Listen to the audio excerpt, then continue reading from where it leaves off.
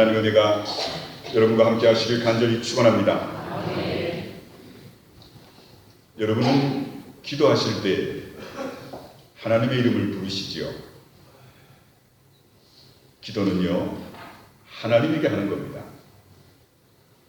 기도하는 사람이 하나님을 생각지 않는다면 명상이나 참선, 불교의 마음 공부에 그치고 맙니다. 물론 참된 기도에는 명상이나 마음 공부의 요소도 있지만 기도가 그 이상인 것, 하나님을 상대로 하는 것, 이걸 잊어서는 안 되지요. 제대로 기도하기 위해서는 먼저 기도로서 마주하는 하나님이 어떤 분인지를 알아야 합니다. 기도하면서 하나님을 생각하지 않은 건 잘못된 것이지만 하나님이 어떤 분인지도 모르고 기도한다는 것도 어리석은 겁니다. 필립스라는 사람이 쓴 너의 하나님은 너무 작다 하는 책에서 필립스는 이런 얘기를 합니다. 현대인들이 보통 알고 있는 하나님이 실제 하나님보다 너무 작다. 이건 믿지 않는 사람들의 문제가 아니라 예수 잘 믿는 사람들의 문제를 꼬집는 겁니다. 자신이 믿는 하나님이 누구신지에 대해 진지하게 씨름해보지 않고 자라면서 우연히 형성된 하나님의 상을 실제 하나님으로 착각하며 신앙생활한다는 겁니다. 그래서 사람들은 하나님을 언제나 우리를 따라다니시면서 감시하는 하늘의 경찰관, 칭찬에는 인색하고 꾸짖기만 하는 하늘의 엄친, 어떤 응석이든 받아주는 이빨 빠진 할아버지, 혹독한 훈련으로 우리를 단련시키고 싶어하는 하늘의 교도관처럼 여긴답니다. 문제는 우리가 알고 있는 하나님이 성경에 계시된 하나님, 예수 그리스도를 통해 계시된 하나님, 기독교 2000년 전통을 통해 계시되고 확인되고 체험된 하나님과 일치한지를 알기 위해 진지하게 고민하고 씨름해 본 일이 있느냐 하는 겁니다. 그런 채로 자신이 하나님을 충분히 알고 있다 생각한다.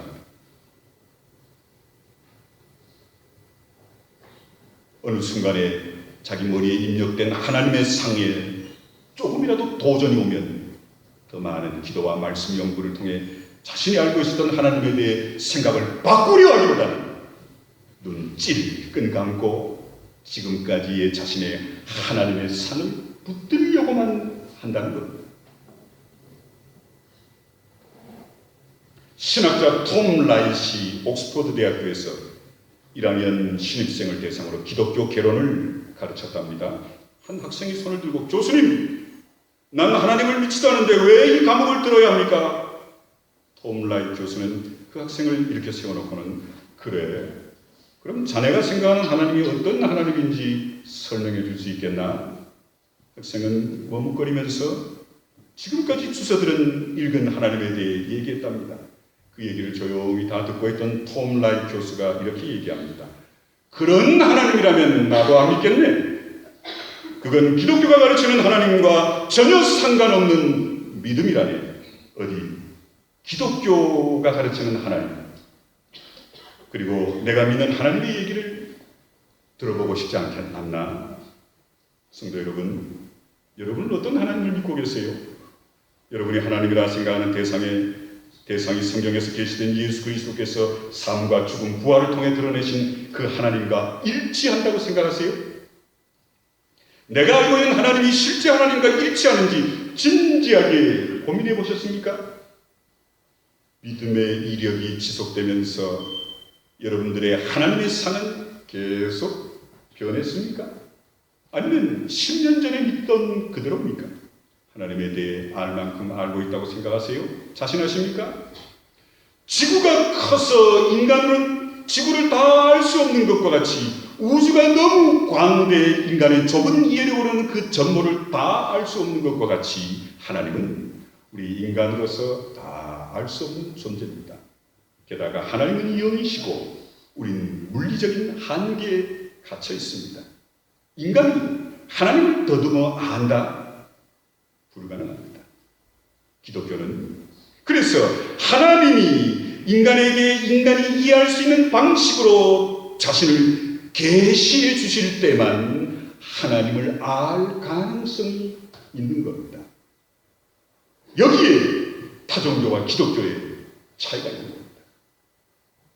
목회자는요, 제가 연구에 찾은 하나님을 여러분에게 설교하는 게 아닙니다. 인류 역사를 통해, 성경을 통해, 이스라엘 백성들을 통해, 예수 그리스도를 통해, 교회를 통해 계시된 하나님을 저는 여러분에게 소개하는 겁니다.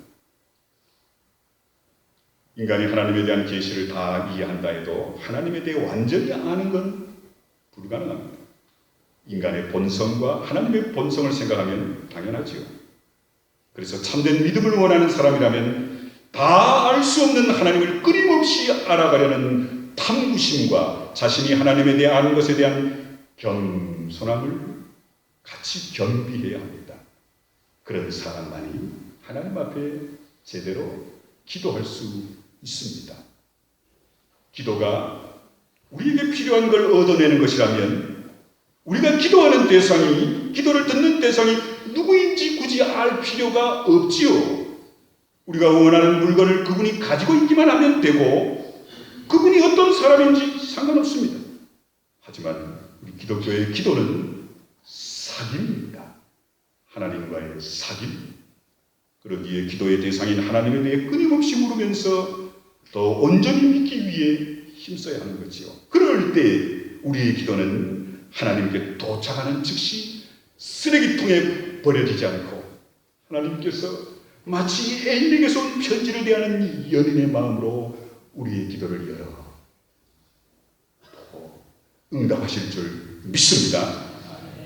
자, 이런 점에서 하늘에 계신 아버지, 이런 말로 기도를 시작하는 건 참 놀라운 진리가 포함되어 있다는 걸 아세요?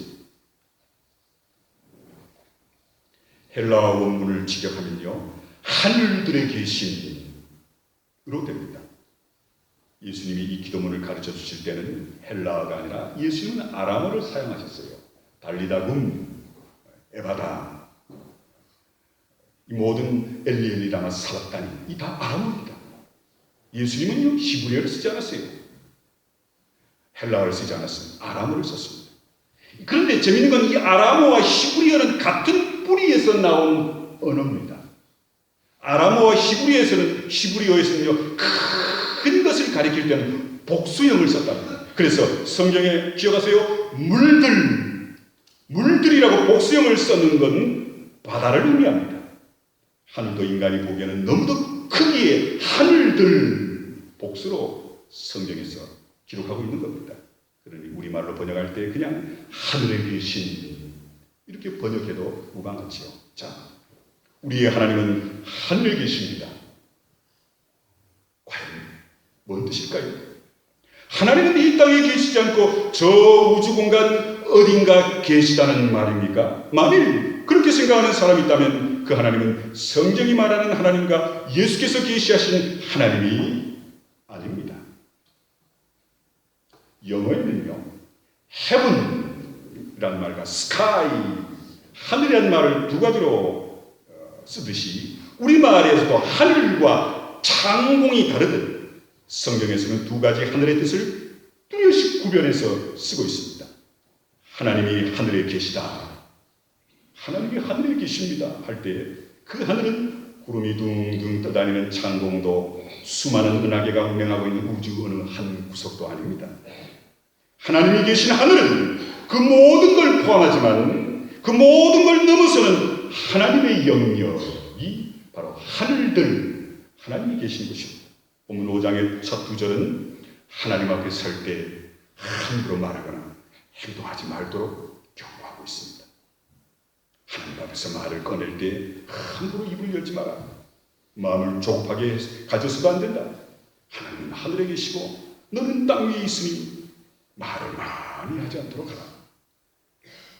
왜 하나님 앞에서 말을 꺼낼 때 조심해야 합니까? 왜 함부로 입을 열지 말라고 합니까? 마음을 조급하게 가져서는 안 된다고 합니까? 하나님은 하늘에 계시고 우리는 땅에 있기 때문입니다.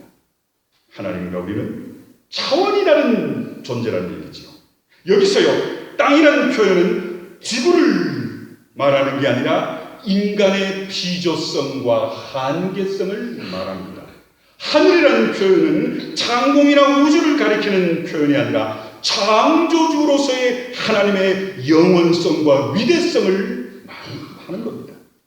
땅에 있는 사람들이 볼 때 하늘은 감히 상상할 수 없이 넓고 큰 것처럼 인간에게 있어서 하나님은 감히 그 앞에 서기에도 두려울 만큼 위대하시고 완전하시며 거룩하시고 영원하신 분이심을 말씀합니다. 그러기에 그분 앞에 입을 열 때 조심하라 하는 겁니다. 얼마나 자주 우리는 예배와 기도로 하나님 앞에 나올 때 그분이 어떤 분인지에 대해 아무 개념 없이 무심히 습관적으로 대하는지 모릅니다. 그게 얼마나 큰 죄며 위험한 일인지 알면 자다가도 깰 일입니다. 이사야는 하나님에 대해서 이렇게 노래합니다. 누가 바닷물을 손바닥으로 떠서 헤아려 보았으며 뼘으로 하늘을 재어 보았느냐? 누가 온 땅의 티끌을 대로 베어보고 산들을 어깨 저울로 달아보고 언덕들을 손 저울로 달아보았느냐? 누가 주님의 영을 헤아릴 수 있겠으며 주님의 좋은 자가 되어 그를 가르칠 수 있겠느냐? 이사야 40장 12절 이하의 말씀입니다. 계속해서 그에게는 문나라가 고작해야 두레박에서 떨어지는 한 방울물이나 저울 위에 티끌과 같을 뿐이다. 섬들도 먼지를 들어올리듯 가볍게 들어올리신다. 계속해서 그 앞에서는 모든 민족이 아무것도 아니며 그에게는 사람이란 전혀 없는 것이나 다름이 없다. 계속해서 26절에 보면 너희는 고개를 들어서 저 위를 바라보아라. 누가 이 모든 괴를 창조하였느냐? 바로 그분께서 천체를 수요를 세워 불러내신다. 그런 능력이 많으시고 힘이 세셔서 하나하나 이름을 불러 나오게 하시니 하나도 빠진 일이 없다. 하늘에 계신 이런 말로 기도를 시작할 때 지금 우리가 누구 앞에 서 있는지를 지금 우리가 말을 걸려는 상대가 누구인지를 깨달으라 그 얘기입니다. 기도란 그분 앞에 서는 일입니다. 그러므로 기도하는 자에게는 두려움과 떨림이 있어야 합니다. 인간에게 두려움에는 두 가지 원인이 있답니다.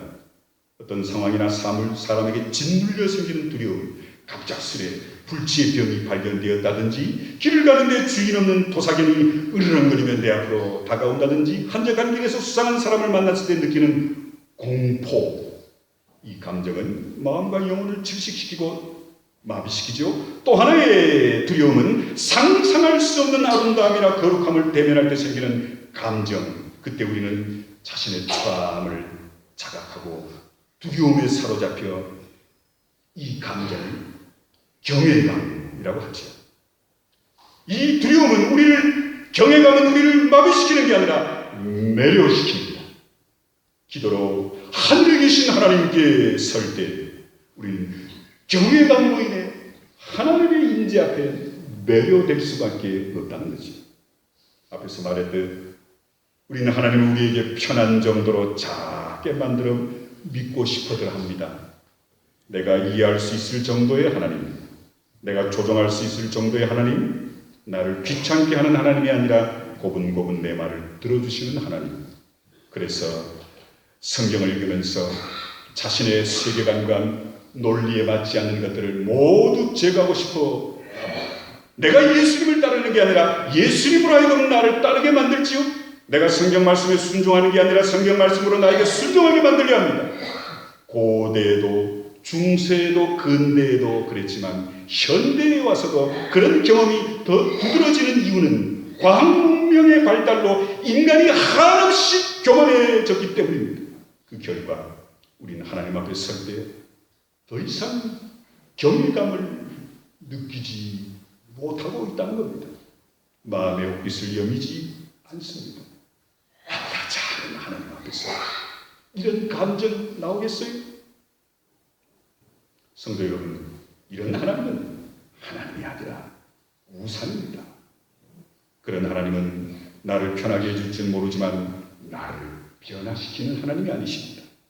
내가 만든 우상 하나님은 내겐 의미 있을지 모르나 다른 사람에게는 아무 매력이 없습니다. 하나님 앞에 선다는 건요, 위험천만합니다. 왜냐하면 그분은 끊임없이 우리를 놀라게 하시고 계속해서 우리를 흔들기 때문입니다. 그래서 헬리나우에는 이렇게 얘기합니다. 기도는 위험한 것이며 제대로 기도하기 위해서는 변화받을 용기가 필요하다. 기도하지 말라는 얘기가 아닙니다. 전능하신 하나님 앞에 기도로 설 때 변화받을 각오를 가지고 그 앞에 서라. 하늘에 계신 아버지 하나님을 부르라는 얘기지요. 윌버 리스라는 사람이 쓴 나는 3달러치만 하나님을 사고 싶습니다. 제발. 이런 시가 있어요. 들어보실래요? 나는 주님의 작은 일부분만을 사고 싶습니다. 내 영혼을 깨트리지 않을 정도만, 수면에 방해받지 않을 만큼만, 내 인생이 사로잡히지 않을 만큼만, 따뜻한 우유 한 잔만큼이면 됩니다. 내 죄책감을 조금 누그러뜨릴 만큼이면 나는 3달러치만 하나님을 사고 싶습니다. 호주머니에 넣을 만큼의 사랑이면 충분합니다. 흑인을 사랑하도록 만들 정도로 혹은 이민자들과 사탕물을 주우러 다니게 할 정도라면 곤란합니다. 내 마음을 바꾸지 않아도 될 정도만, 시간이 날 때 교회에 가고 싶은 마음이 들 정도만, 햇볕을 받으면 낮잠을 즐길 수 있을 정도면 됩니다. 나는 변화가 아니라 화물감을 원합니다. 거듭나지 않고 그냥 모태에서 온 길을 즐기며 지내고 싶네요. 나는 영원에 2kg만 사서 종이봉지에 담아들고 싶습니다. 그 이상을 사야 한다면 무르고 돈을 되돌려 받고 싶네요. 나는 3달러치만 하나님을 사고 싶습니다. 꼭 그중 일부는 굳은 나를 위해 숨겨두렵니다. 사람들이 알아차릴 정도로 내 안에 심한 변화가 일어나지 않도록 어떤 책임도 느끼지 않을 만큼만, 사람들이 나를 보고 괜찮은 사람이라고 여길 정도만, 이렇게 3달러치만 하나님을 살 수 없을까요? 꼭이요. 이런 시입니다. 너무도 저와 여러분의 마음을 정확하게 꼬집고 있지 않습니까? 하나님의 존재를 무시하고 살 수 없고, 그렇다고 그분에게 목덜미를 잡히고 싶지 않다는 얘기지요.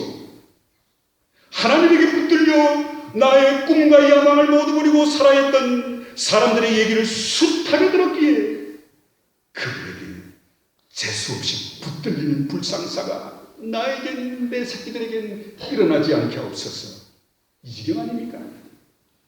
하나님을 다 사려면 얼마나 돈이 드는지 모르지만 3달러 정도만 사서 내 삶의 장식품으로 만들고 싶다는 거지요. 어쩝니까? 이런 하나님은 하나님이 아니라 우상입니다. 우리가 하나님께 기도하면서 하늘에 계시는 아버지 이렇게 할 때 우리는 그분 앞에서 작아지고 겸손해져 경외심을 느끼는 동시에 마음 깊은 두려움과 감사를 느껴야 합니다. 전능하신 창조주 앞에 서는 자격은 누구에게나 주어지는 게 아니지요. 물론 누구나 전능자 앞에 설 수 있지만 그분 앞에 감히 기도로 입을 뗄 담력은 아무나 가질 수 있는 게 아니지요. 예수 그리스도의 보혈로서 죄 씻음 받은 사람만이 그 기도의 담력을 얻기 때문입니다. 그래서 우리는 기도할 때마다 예수 그리스도 이름으로 기도합니다 하는 겁니다. 예수 그리스도의 은혜 없이는 전능자 하나님 앞에 설 수 있다고 믿는다면 그는 자신이 얼마나 큰 죄인인지 모르는 교만한 인간입니다. 그렇게 하나님 앞에 서서 기도한다 해도 소용이 없죠. 성도 여러분, 예수 그리스도의 은혜에 의지해 우리는 전능하신 하나님께 나아갈 수 있게 됨을 믿습니다. 그래서 히브리서 기자는 이렇게 히브리서 3장 1절에서 고백합니다. 그러나 우리에게는 하늘에 올라가신 위대한 대제사장이신 하나님의 아들 예수가 계십니다. 이와 같이 우리는 하늘에 계신 아버지 하나님이라고 기도할 때마다 우리를 전능하신 창조주 앞에서 기도할 자격과 담력을 주신 예수 그리스도의 은혜를 기억해야 합니다. 그걸 기억하면 하나님 앞에 서 있다는 것만으로도 감사하고 감격스럽지요. 이렇게 예수 그리스도의 보혈의 공로를 의지하고 창조주 하나님 앞에 나아갈 때 우리는 무슨 일이든지 기도할 수 있고 기도해야 합니다. 그분에게 말씀드리기에 너무 사소한 일도 없고 기도하기에 너무 큰 일도 없지요. 이사야의 말씀을 다시 한번 읽어드립니다. 야곱아, 내가 어찌하여 불평하며 이스라엘아, 내가 어찌하여 불만을 토로하느냐? 어찌하여 주님께서는 나의 사정을 모르시고 하나님께서는 나의 정당한 권리를 지켜주시지 않는다고 하느냐? 너는 알지 못하였느냐? 너는 듣지 못하였느냐? 주님은 영원하신 하나님이시다. 땅 끝까지 창조하신 분이시다. 그는 피곤을 느끼지 않으시며 지칠 줄을 모르시며 그 지혜가 무궁하신 분이시다. 피곤한 자에게는 힘을 주시며 기운 잃은 사람에게 기력을 주는 분이시다. 비록 젊은이라도 피곤하여 지치고 장정들이 맥없이 비틀거려도 오직 주님을 소망으로 삼는 사람은 새 힘을 얻으리니 독수리가 날개를 치며 솟아오르듯 올라갈 것이요 뛰어도 지치지 않으며 걸어도 피곤하지 않을 것이다. 이사야 40장 27절 이하의 말씀입니다. 사랑하는 성도 여러분, 우리의 기도를 들으시는 하나님은 우상이 아닙니다.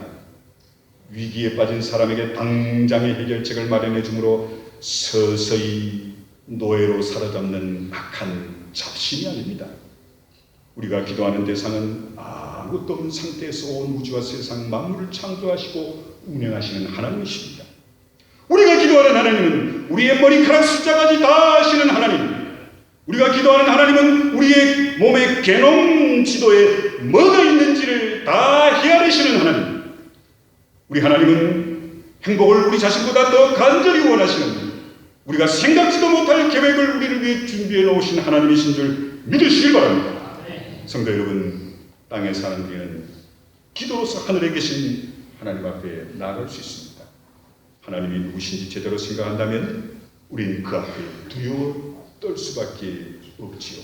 하지만 우리는 예수 그리스도의 보혈의 공로를 힘입어 우리 자신에게는 감히 그분 앞에 설 자격 없지만 예수 그리스도의 은혜를 믿고 담대하게 모든 짐을 내려놓고 기도로서 구하게 됨을 믿으시길 바랍니다. 때론 우리가 다급해 우리에게 필요한 걸 구하는데 급급하지만 그렇게 기도하는 중에, 정신없이 달라고 기도하는 중에 문득 전능자의 위엄과 그 영광, 완전하심과 아름다우심, 위대하심과 전능하심, 그 선하심과 거룩하심 앞에 부닥치게 되지.